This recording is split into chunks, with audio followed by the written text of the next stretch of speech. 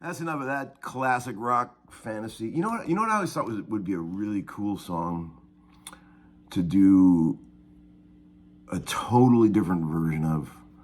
Like, I picture like a really creepy, slow version of some girl singing Rock and Roll Fantasy by Bad Company.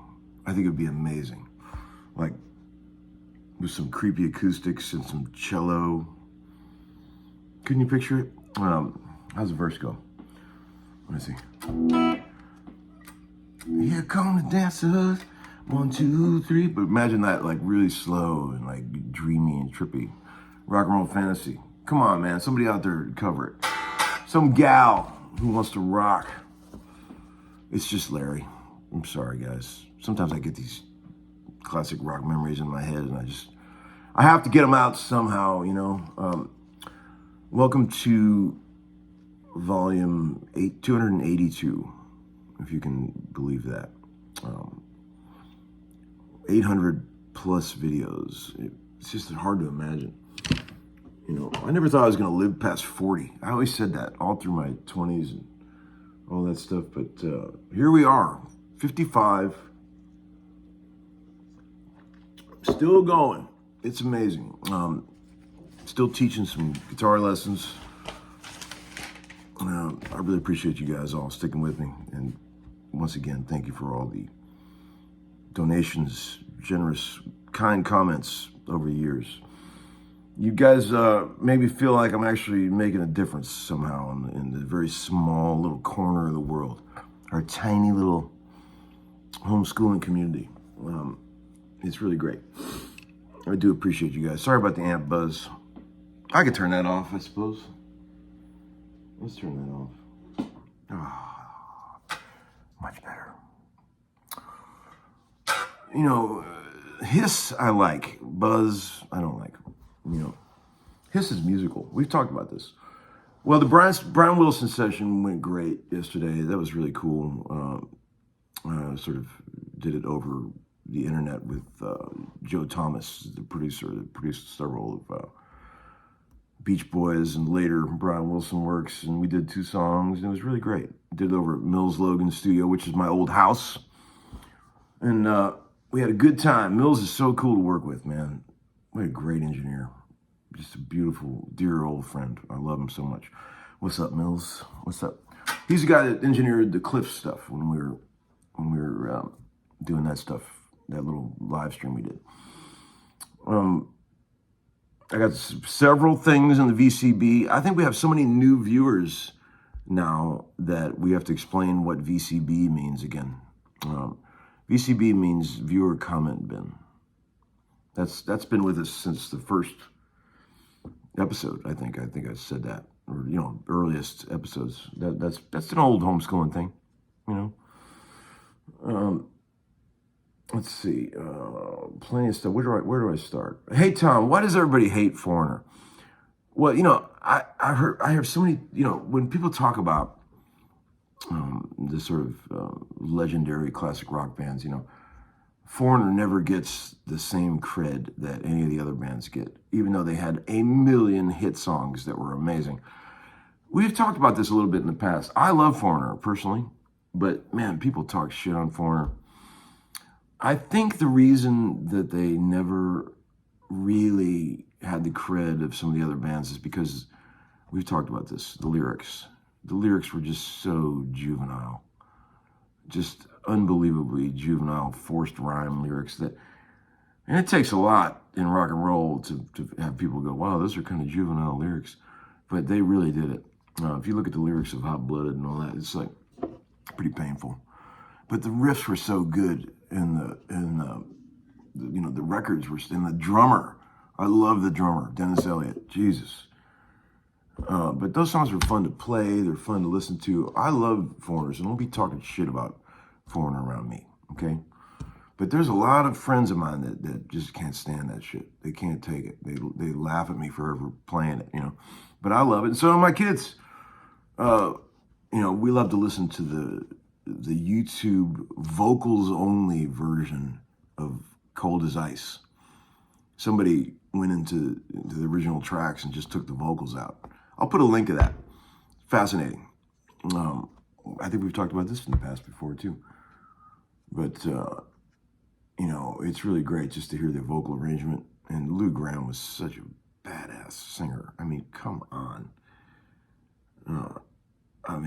Who wouldn't be proud to have a dude like that fronting your band? Back in the heyday, he was a bad boy.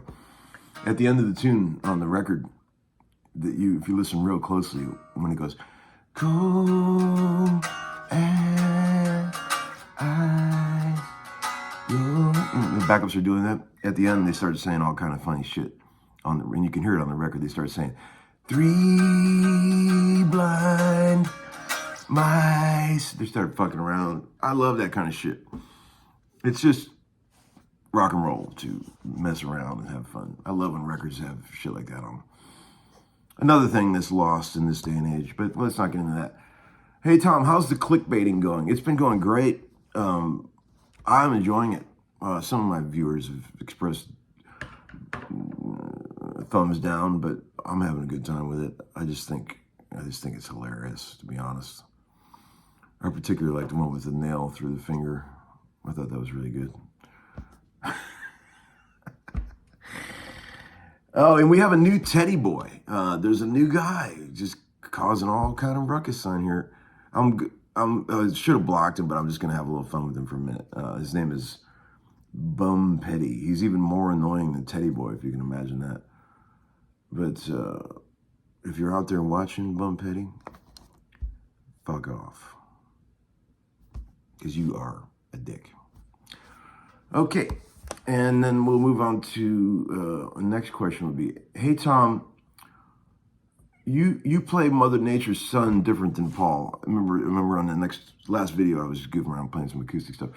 You know, man, I want to talk about this for a minute. Okay.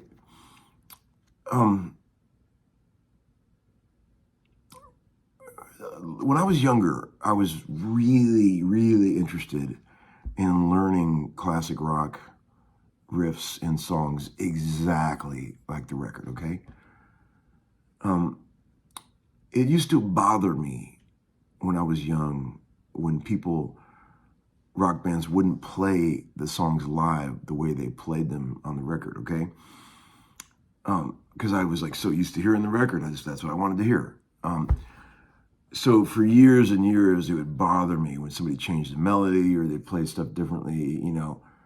And as I've gotten older, I'm starting to realize more clearly that that's actually really cool to be that good of a musician where you can take one of your things your classic things that you made up and actually keep building it. Because I've heard someone say one time that a record is only a timestamp of where a song is at that given time. And I do believe that songs are always progressing. You're going to find new things if you write a song and record it, start playing it live for years. You're going to find interesting new things to do with it. And if you recorded the song 20 years later, it would have a whole different set of things in it. So as long as these are good musicians, I'm not talking about terrible musicians that just can't play the record. I'm talking about really good musicians who could play the record if they wanted to, but they chose to goof with it and come up with some new shit. I respect the shit out of that. So at this age, I mean, I could sit down and learn Mother Nature's Son exactly the way Paul played it in 2 seconds. It'd be, but I'd rather take my memory of the song and do an arrangement of it from memory that is like an aerial view of the song. You know, take the melody, take any of the key hooks, even if they weren't originally played on the guitar, and sort of blend it into one thing, right? Make a little arrangement of a song that way. That, to me, is way more musical than trying to just sit and learn it note for note, right? I used to be into that, but I'm not into that anymore. I love musicians that can never play a song the same way twice, like Ray Charles. You think Ray Charles is going to sit down and play Georgia just like he did on the record? Hell no. That guy's got so much music pouring through him that he would play it a million different ways and it would all be great because he's such a badass, right? And, you know, I respect that, man. I respect the fact that like everyone's trying to learn Jimi Hendrix note for note. I talked about this in one of my comments. You think you sit and learn Castles Made of Sand or something on the record and get it just right, you know, you're like, yeah, I know how to play that. But if we would have took the next take that Jimmy played on that record, it would have been something totally different. Or the previous take. He was always fucking with stuff. And, you know, there was no definitive way to play something in his mind. And, you know, the Beatles were the same way. I mean, all the greats, you know, whatever they were feeling at the moment was cool, right? So, I remember one time I did a couple gigs with John Waite. You know John Waite, the guy from the Babies, and he had a pretty good solo career. John Waite came to Nashville. We did a bunch of sessions. I recorded with him, and me and him did a couple duo gigs, live acoustic duo gigs, many years ago, right? And I used to get frustrated with him because he would never sing the actual melody. All of his hit songs that had these amazing melodies, he wouldn't even get close to the original melody. He's a great singer. We all know the guy can sing his ass off, but he would never sing the melodies. Like, he would change them so much that the song wouldn't even be recognizable. And that used to really bother me. Like, I was like, dude, just sing the fucking song. I mean, this is what people want to hear, right?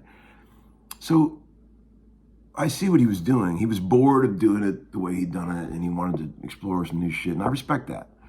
See, there's a fine line, okay? Like, to do it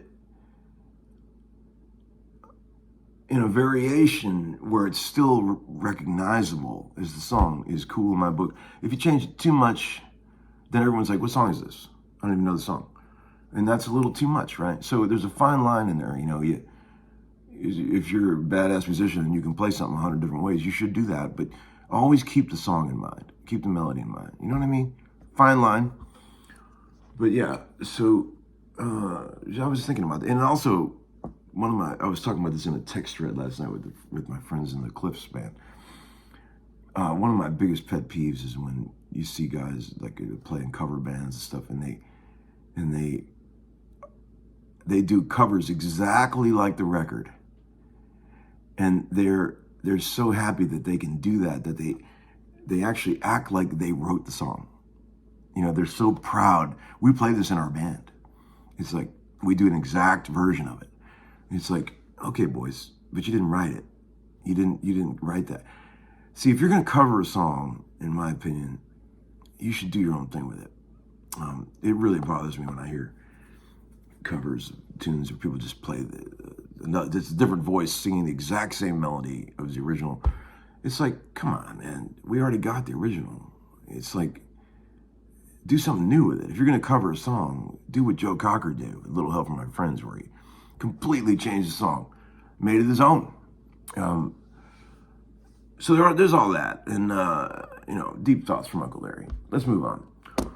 One guy said lots of comments. There was lots of comments about people agreeing with me about how you should always be listening to the lyrics and songs, and pay really close attention to what the singer's doing in the lyrics. But I remember my friend Chris McHugh, the guy that produced Plexi Soul, great old friend, amazing drummer. He was the drummer in that Rick Beato video. He said to me one time, there's no such thing as hit lyrics. That's deep thought. Think about that. There is no such thing as hit lyrics. There's songs with amazing lyrics, but there is no hit lyrics. There has to be a song. There has to be a beat or a melody or something to make it something, to let the lyrics do their thing. Let me know your thoughts about that. I do agree with that. There is no such thing as hit lyrics, as much as I love lyrics. Hey, Tom, you think you'll ever get married again? A little bit off topic there, but I really doubt it, friends. I really do. I really doubt it. I don't mind dating the occasional gal, and having a little fun once in a while, but I definitely do not want to get married again. I'm very appreciative of the marriage that I did have and the sweet boys that I got out of that deal. And man, that's enough for me. Those two boys are worth everything to me. And so no need to get married again. I actually really like the bachelor life, to be honest. After the first 2 years of divorce was very painful, and it was rough for me. It took about 2 years to get over that. But now, once you get used to living alone and being alone, man, there ain't nothing better than that. I'm just saying. It would take a lot for some gal to come in here and start changing Larry 2.0. That's what Mach 2 Larry. So there's that. What else? We got, hey, Uncle Larry, what is the perfect rock and roll guitar tone? Well, here it is. You want to hear it? This is it right here. I'm going to take the cord and plug it right into this. Turn it back on. Listen to this shit. Let me show you what it is first. I just got this yesterday. It's so much fun. It's a little Gretsch Playboy. I'm not sure what year it is. I don't even care. But this is straight in. I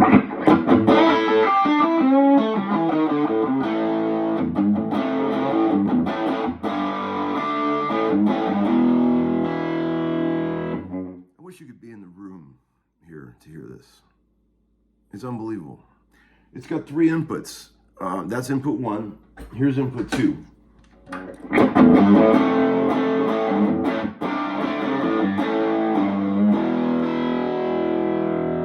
Here's input 3. It's called treble.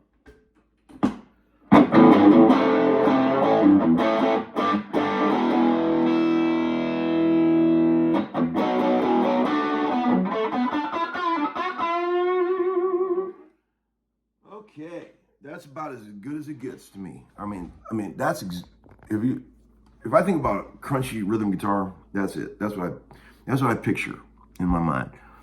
That sound. And like if I was like, you know, on a giant tour, Uncle Larry tour, I would find a way to take that amp and use power amps and 4x12 cabinets to take that amp and that sound and make it bigger. That's all I would do. And then I'd be happy. And then I'd be happy. All right, friends. Hope you enjoyed today's episode. I was going to get to more stuff here in the VCB, but it'll take me too long to upload this video. So I do hope you guys have a great day. I'll see you again real soon. All right, bye.